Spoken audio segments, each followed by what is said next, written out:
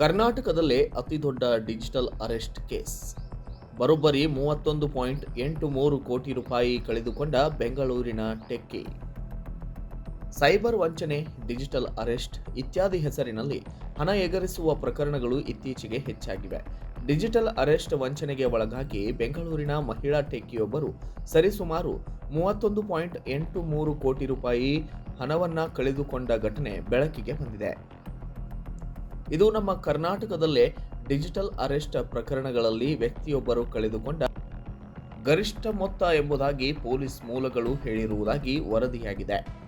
ಇಂದಿರಾನಗರದ ನಿವಾಸಿ 57 ವರ್ಷದ ಮಹಿಳಾ ಟೆಕ್ಕಿಯನ್ನ ಸೈಬರ್ ಅಪರಾಧಿಗಳು 6 ತಿಂಗಳಿಗೂ ಹೆಚ್ಚು ಕಾಲ ನಿರಂತರ ಕಣ್ಗಾವಲಿನಲ್ಲಿರಿಸಿದ್ದರು.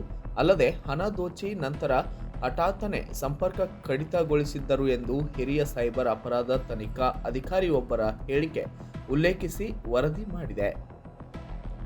ಪೊಲೀಸರು ಪ್ರಕರಣ ದಾಖಲಿಸಿಕೊಂಡು ಸೈಬರ್ ಅಪರಾಧ ಶಾಖೆ ತನಿಖೆ ಆರಂಭಿಸಿದೆ.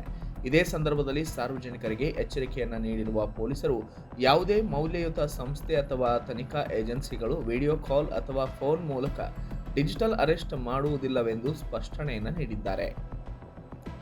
ಯಾರಾದರೂ ಇಂತಹ ವಂಚನೆಗೆ ಒಳಗಾದರೆ ಕೂಡಲೇ 1930 ಸೈಬರ್ ಹೆಲ್ಪ್ ಲೈನ್ಗೆ ಕರೆ ಮಾಡಿ ದೂರನ್ನ ದಾಖಲಿಸಬೇಕೆಂದು ಪೊಲೀಸರು ಮನವಿಯನ್ನ ಮಾಡಿದ್ದಾರೆ.